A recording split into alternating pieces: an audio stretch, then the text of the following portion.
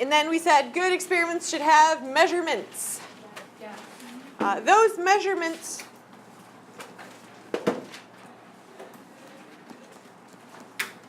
are data.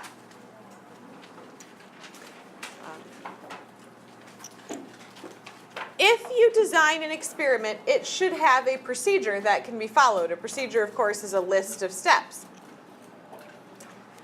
And you can follow that list of steps that tell you exactly what to do in order, but it should always involve making measurements or taking data, collecting data.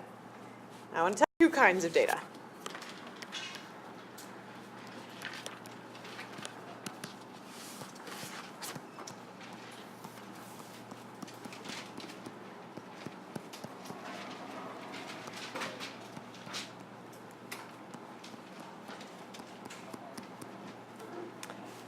The 2 types of data are quantitative and qualitative, and one of them is stinky, terrible, awful data that no real scientists would actually respect themselves for collecting. And one of them is good data. We like that kind of data.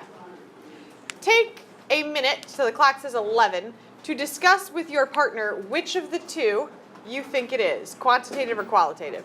You might have to discuss a definition. Quantitative data. What does quantitative data involve? Numbers. What kinds of numbers? The data you collected.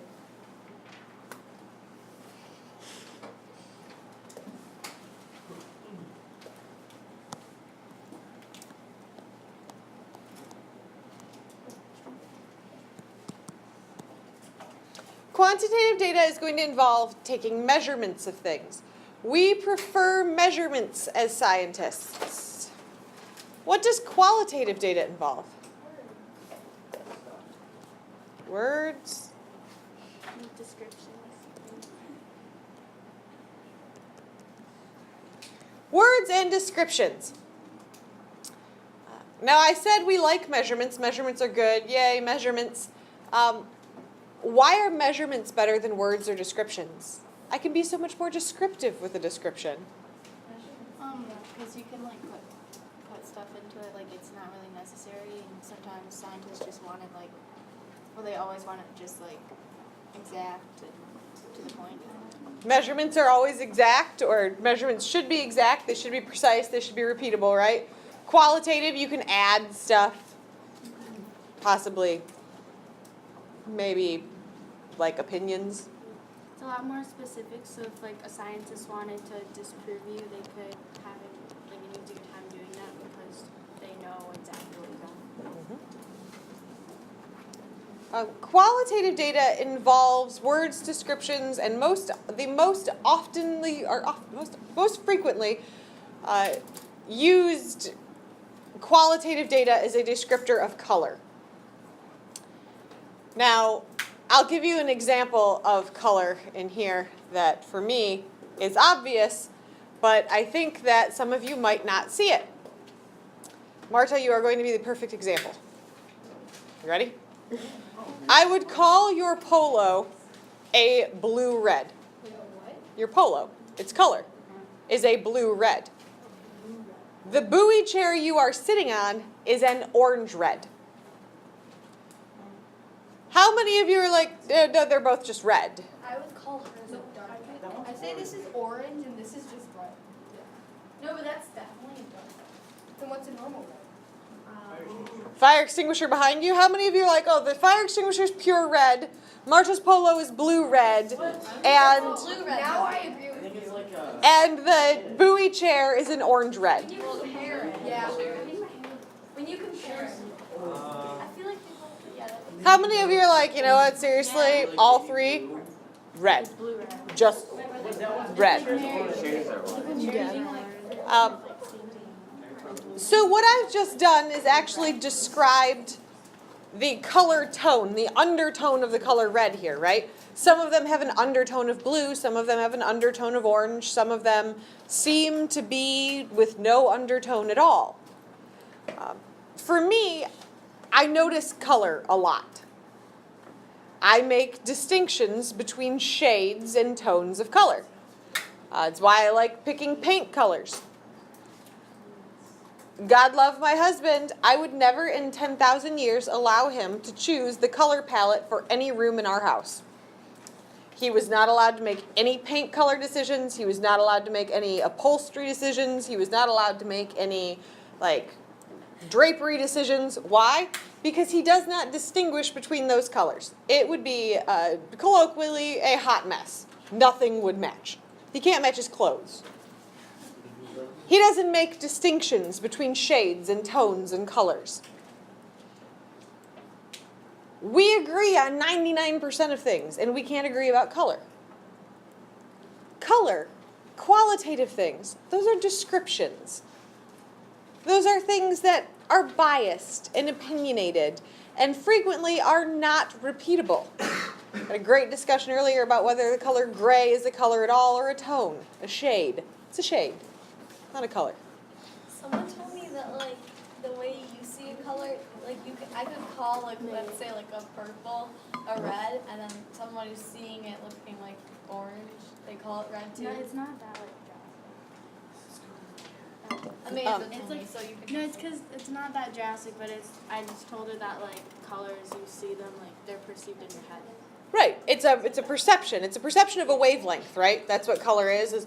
Now, if you were to say, tell me a wavelength of light. If you were like 540 nanometers, that's quantitative, right? If you said that light was 540 nanometers, that would be a quantitative thing. I could repeat 540 nanometers. Do you agree?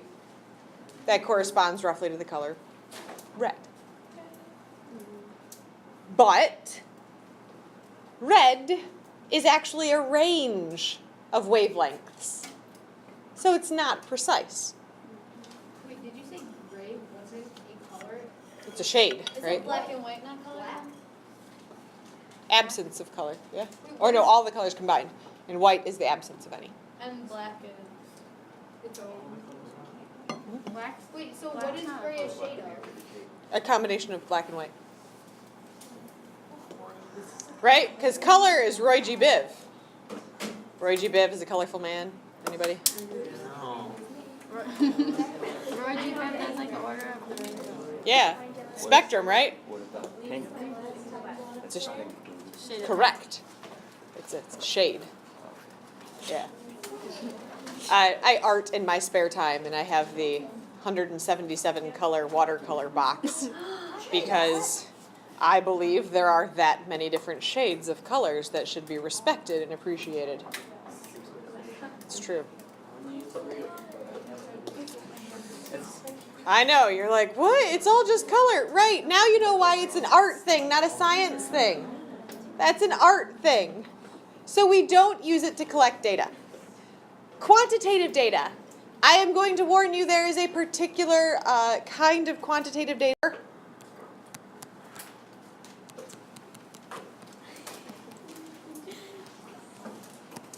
And I told some of you guys on retreat that Coach P and I will be having a bake sale next week, right? So You two are partners?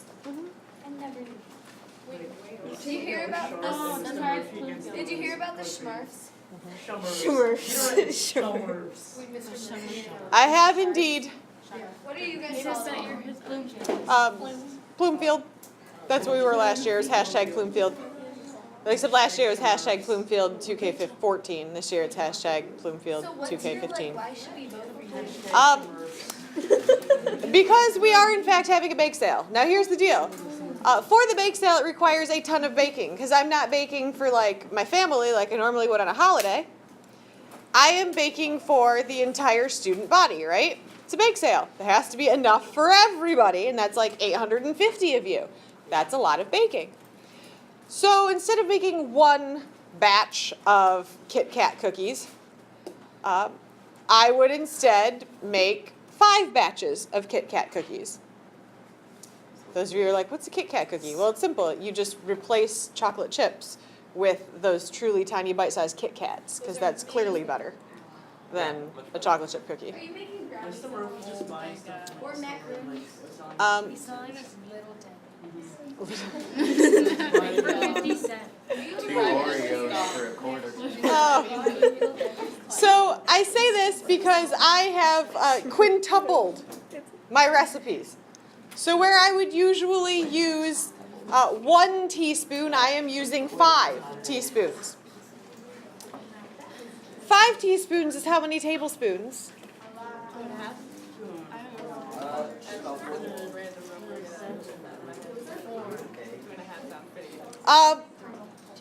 Do we know? No. Do we know that there are 3 teaspoons in 1 tablespoon? Yes. Wait, no, we do. Yeah. Wait, is that true? No. That's a true fact. Do you know how many tablespoons there are in a cup? No. Do you know how many cups there are in a gallon? Yes. 16. Wait, you have 4? No, is that pints? Now, do you know why I have a problem with this system? It doesn't make any blessed sense. Like 16, 64, 32, 3. What system of measurement relies on numbers that are not even? Like, The U.S. customary system. yeah. Right? I turn my oven on to 325. I boil water at 212. Like, this is ridiculous. So as a scientist, I will never use the U.S. system. You are going to always measure in metrics for me. Now, it turns out, first hour, I said something about the doubtful digit, and they were like, the what? How many of you know how to measure?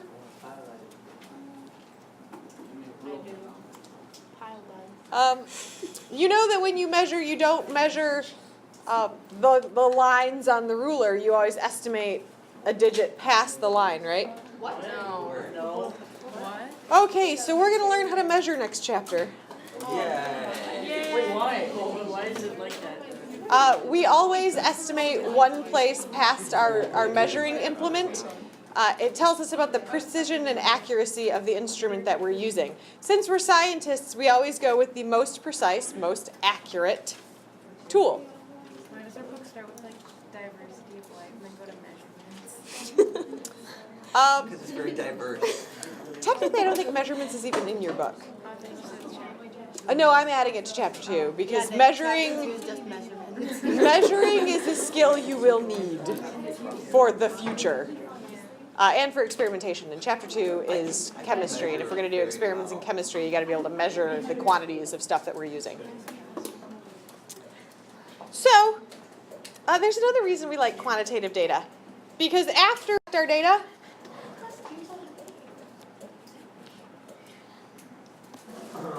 we're going to analyze data.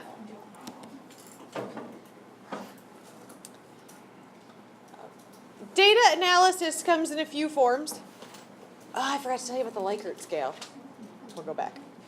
So data analysis comes in a few forms. One is a picture form.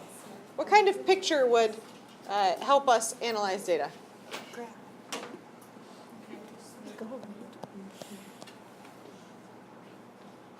And on those graphs, we have a few kinds of graphs, and there are 2 that are absolutely hated by scientists. And there are 2 that we're like, yeah, we like those. As a scientist, a pie chart and a bar graph are useless to me. Pie chart and bar graph, don't care about.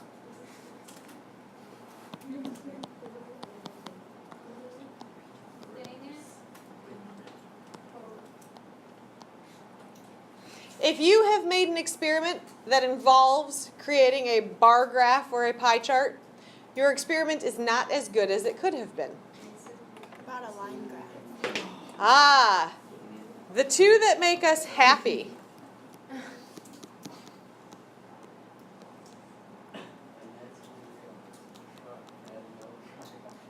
Wait, you like the line graphs and stuff? We like line graphs and we like XY scatter plots. And it has to do with the fact that we like measurements so much. If I make a measurement, I can analyze it. I can do mean, median, and mode, right? I can use my mad math skills that Mr. Murphy teaches us, and we can use those. Did he teach you? Or was that? So we can use mean, median, and mode for data analysis. And then when we make a line graph or an XY scatter plot, we can do that whole y equals mx plus b thing. What is that? Slope. Oh, m is slope. We can calculate the line. And if we can calculate the line in science, we can get a rate, and we can extrapolate by simply putting in a new x or new y and calculate our other data point. That's a good thing in science, and we rely on that in science.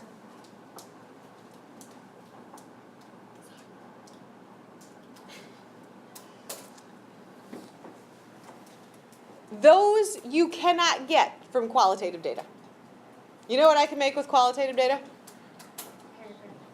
Pie chart. The best, it's a pie chart. Now there is one kind of data that is qualitative that masquerades as quantitative data. It will bamboozle you. You will think that it is quantitative data.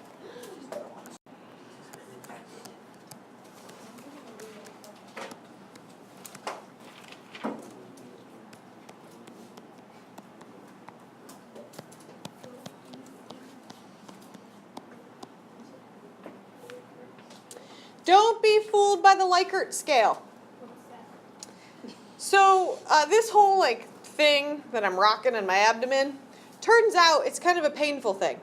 And when you go to the doctor, as often as I have to go to the doctor, she asks you, on a scale of 1 to 10, how is your pain this week? And I always look at her and I'm like, I don't know. I don't know if I've ever experienced pain at a 10, so I don't really know where to put it, right? What is it? She's like, well, how bad is your pain? And I'm like, 2? 3? And she's like, well, have you had worse pain? And I was like, for sure, I've run marathons. Like, yeah. Like, my marathon pain by mile 26, that was like a 5. Like halfway on that scale, right? This is not anywhere near that bad. 2? Now, if it were my husband answering the same question, he'd be like 11 and a half. That scale appears to be a measurement because it's a scale. It's a 1 to 10. Completely subjective. Besides that, she tried to simplify it for me. She did last. I think she finally got tired of me being like, I don't know. So last appointment, she brought me pictures associated with the 1 to 10, and they're like smiley face at 1 and like screaming face at 10. And like in the middle is just like neutral face. And I was like, 1? Even with the pictures and the numbers, I don't know. So Likert scales, when you see like on a scale of 1 to 10 or in 1 to 5, not quantitative data. If your experiment is designed to use a Likert scale, that's still qualitative. So that's that scale of 1 to 10.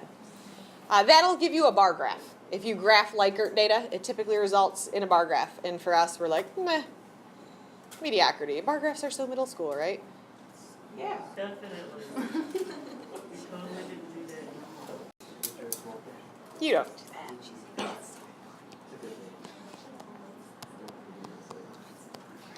When we make a graph in science, we mix it dry. So we put the manipulated or independent variable on the x-axis, and we put the dependent or responding variable on the y-axis. So we mix it dry. Manipulated independent x, dependent responding y. So in our if-then statement, the if goes on the x-axis and the then goes on the y. It's just a generally helpful rule of thumb when making graphs, because if you make it backwards, your slope is kind of meaningless.